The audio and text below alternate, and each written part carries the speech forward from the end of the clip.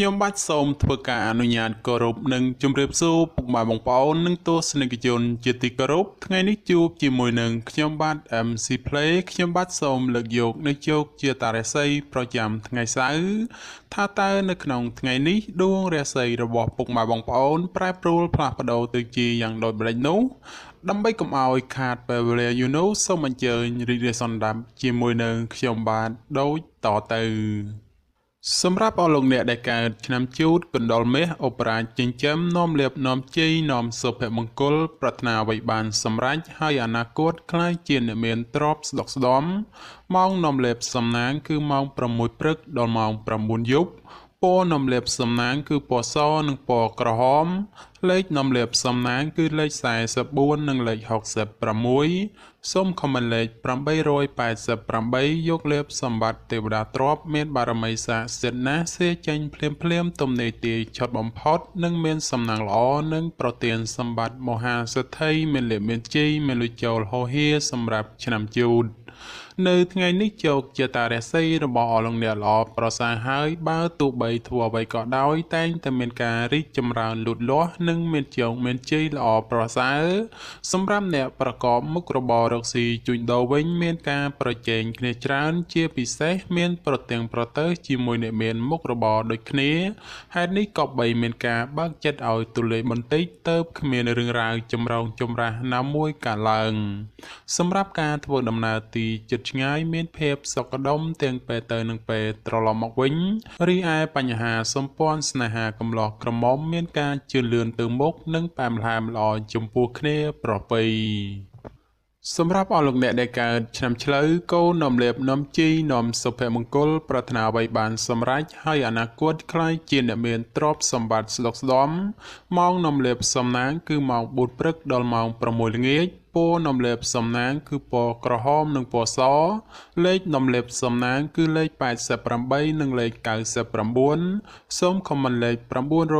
999យកលៀបសម្បត្តិទេវតាទ្រព្យមានបារមីស័ក្តិសិទ្ធិណាស់សេចេញភ្លាមទំនេរទាយឆត់បំផុតនិងមានសំណាងល្អមានលៀបមានជ័យមានលុយចូលហោហៀចំពោះឆ្នាំឆ្លូវនៅថ្ងៃនេះបើទោះបីធ្វើអ្វីក៏ដោយប្រយ័ត្នប្រយែងការទទួលខូចខាតអ្វីមួយរកនឹកស្មានមិនដល់ក្រៅពីនេះបើមានការទំនាក់ទំនងការងារឬធ្វើអ្វីមួយងាយមានការភ្លៀងផ្លាត់ណាស់ក៏បីមានការប្រុងប្រយ័ត្នប្រយែងទៅជៀសផុតពីផលលំបាកទាំងពួងទៅរួចសម្រាប់ការធ្វើដំណើរទីជិតឆ្ងាយចូលប្រយ័ត្នប្រយែងក្រុមមនុស្សបៀតបៀនយាយីដោយប្រការណាមួយ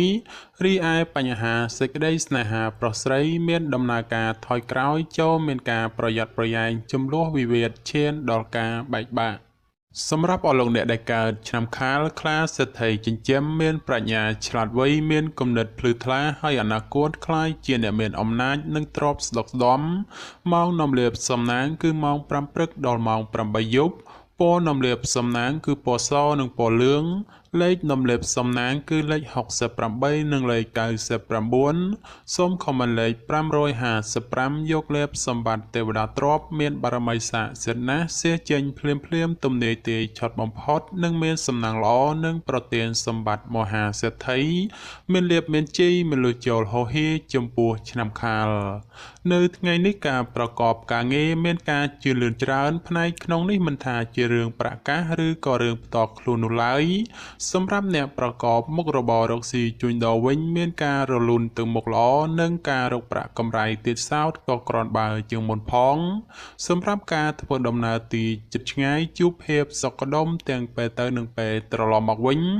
រីឯបញ្ហាសម្ព័ន្ធស្នេហាកំឡោះក្រមុំឬមេម៉ាយពោះម៉ាយក្តីជួបរឿងការយល់ខុសនិងភាពប្រចែកប្រច័ណ្ឌកំពុងលុកលុយច្រើន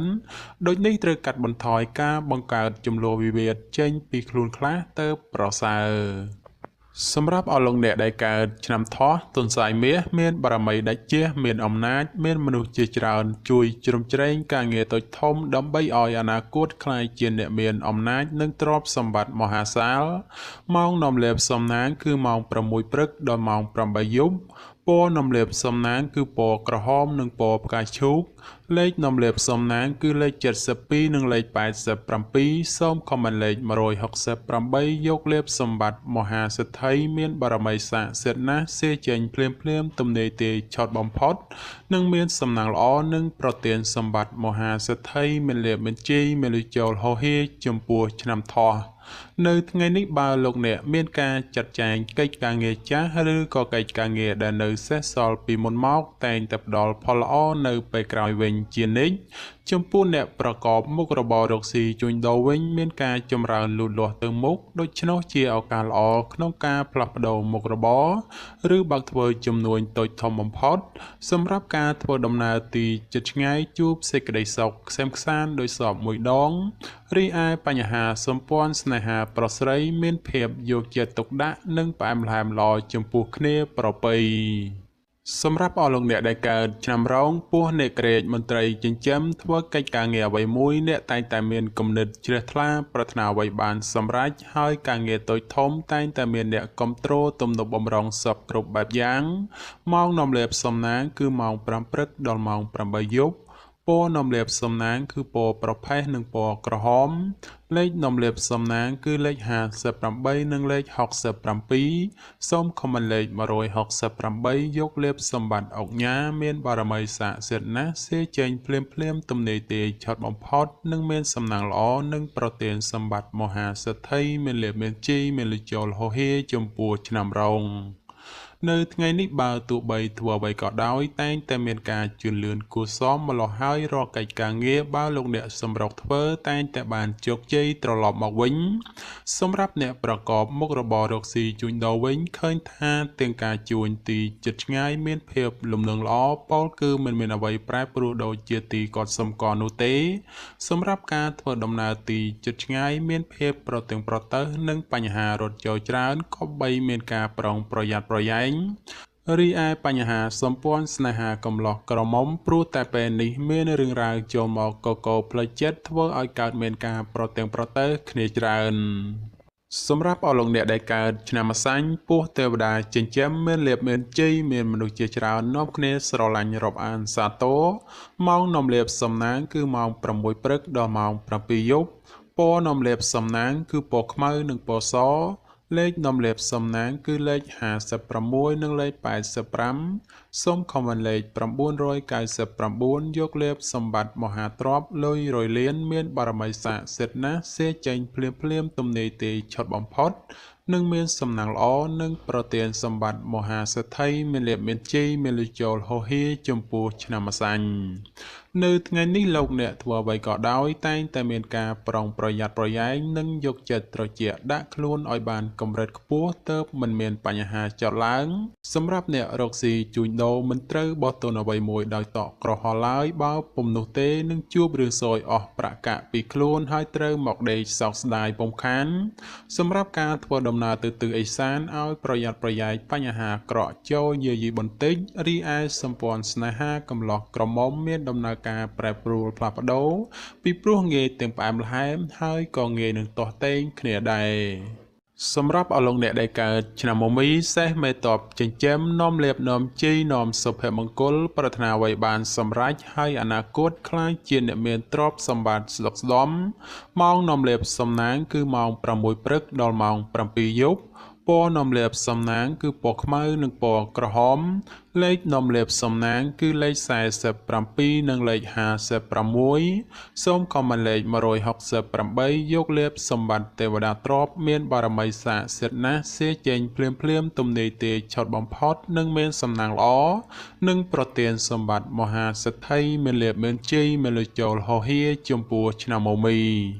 នៅថ្ងៃនេះដំណើរជីវិតរបស់អស់លោកអ្នកល្អប្រសើរប៉ុន្តែយ៉ាងណាសម្រាប់ស្ត្រីនៅមានគ្រោះយាយីនៅឡើយដូចនេះទោះធ្វើអ្វីតែងតែមានការមិនភ្លឺថ្លាដោយកបបំណងប៉ុន្មាននោះទេ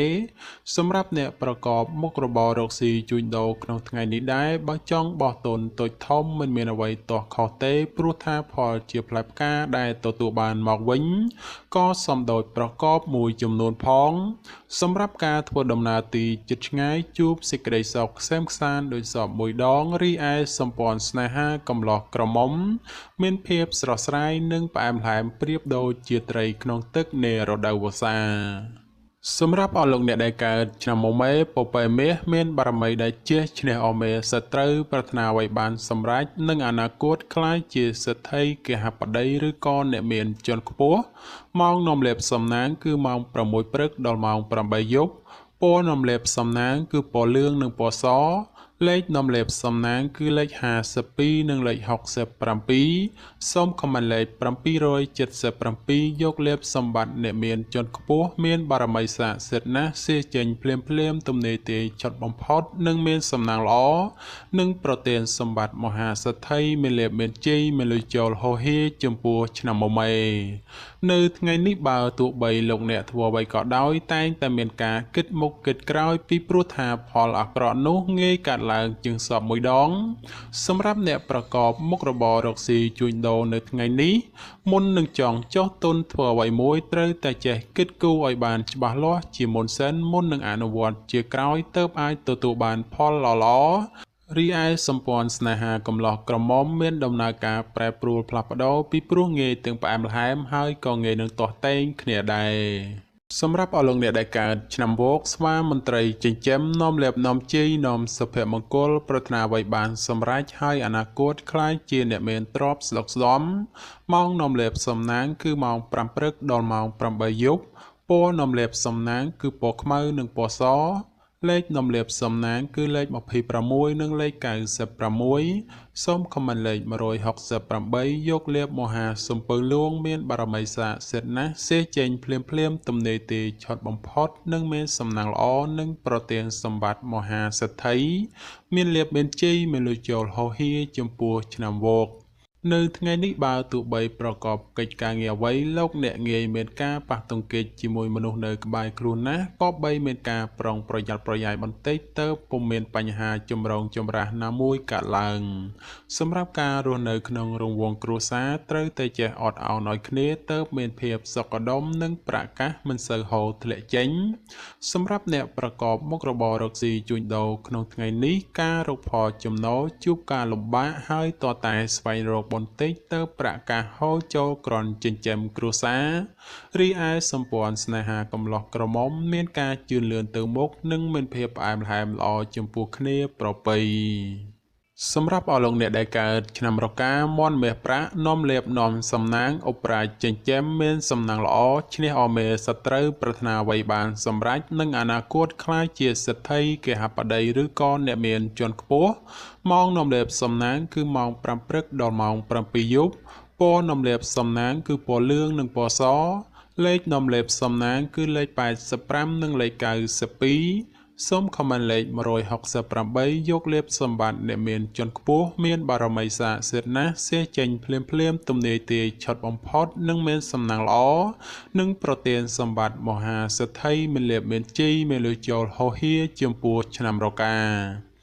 នៅថ្ងៃនេះផ្ដល់ផលល្អសម្រាប់ការសម្រេចចិត្តការងារឬក៏បណ្ដាក់ទុនរកស៊ីក្នុងរឿងអ្វីមួយពីព្រោះថាផលជាផ្លែផ្កាឆ្លើយតបមកវិញគ្រាន់ជាទីពេញចិត្តជានិច្ចបើជាអ្នកប្រកបមុខរបររកស៊ីជួញដូរមានការលក់ចេញទិញចូលគ្រាន់រស់រវើកគួរសមហើយបើចង់ចរចារឿងអ្វីមួយតែងតែផ្ដល់ផលសម្រេចជានិច្ចរីឯគូស្នេហ៍កំឡោះក្រមុំមានការរីកចម្រើនលូតលាស់ទៅមុខនិងបើមានការចង់ផ្សំផ្គុំគ្រួសារផងជាឱកាសល្អប្រពៃបំផុតសម្រាប់អស់លោកអ្នកដែលកើតឆ្នាំចសំណក់នាំលេបនាំសំណាងឧបរាជចិញ្ចឹមមានសំណាងល្អឈ្នះអស់មេសត្រូវប្រាថ្នាអ្វីបានសម្រេចនិងអនាគតក្លាយជាអ្នកមានទ្រព្យសម្បត្តិស្ដុកស្ដម្ភម៉ោងនាំលេបសំណាងគឺម៉ោង6ព្រឹកដល់ម៉ោង7យប់ពណ៌នាំលេបសំណាងគឺពណ៌ក្រហមនិងពណ៌ទឹកក្រូចលេខនាំលេបសំណាងគឺលេខ04និងលេខ87សូមខមមិនលេខ999យកលេបសម្បត្តិអ្នកមានជាន់ខ្ពស់មានបារមីស័ក្តិសិទ្ធិណាស់សេចេញភ្លាមទំនេរទាយឆុតបំផុតនិងមានសំណាងល្អនិងប្រទានសម្បត្តិមហាសេដ្ឋីមានលេបមានជ័យមានលុយចូលហោហៀចំពោះឆ្នាំចនៅថ្ងៃនេះលោកអ្នកធ្វើអ្វីក៏ដោយតែងតែទទួលនៅភាពកក់ក្ដៅខ្លះត្រជាក់ខ្លះ ហើយការបំពេញកិច្ចការងារអ្វីមិនសូវជារលូនល្អប៉ុន្មានទេព្រោះមានបញ្ហារកម្មចិត្តខ្លះយាយីសម្រាប់អ្នកប្រកបមុខរបររកស៊ីជួញដូរក្នុងថ្ងៃនេះវិញបើលោកអ្នកចង់បោះទុនតូចធំឬក៏ចង់រកស៊ីចូលហ៊ុនជាមួយអ្នកដទៃត្រូវតែចេះត្រួតពិនិត្យឲ្យបានគ្រប់ជ្រុងជ្រោយបើពុំនោះទេអាចជួបផលអាក្រក់ណាមួយនៅថ្ងៃខាងមុខជាពុំខាន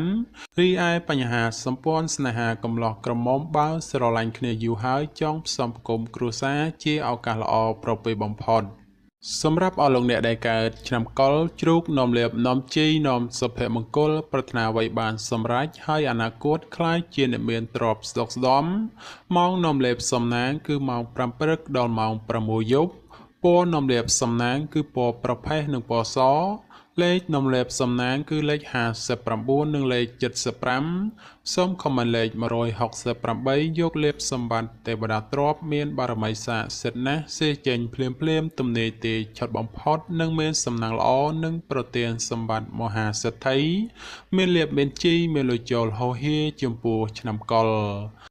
នៅថ្ងៃនេះដំណើរជីវិតរបស់អស់លោកអ្នកឃើញថាល្អប្រសើរហេតុនេះបើចង់ធ្វើអ្វីតែងតែផ្ដល់ផលជាផ្លែផ្កាមកវិញគ្រាន់ជាទីពេញចិត្តជានិច្ចសម្រាប់ការរស់នៅមានភាពសុខដុមនិងក្នុងរង្វង់គ្រួសារបើមានបញ្ហាជម្លោះវិវាទជាពេលវេលាល្អក្នុងការដោះស្រាយ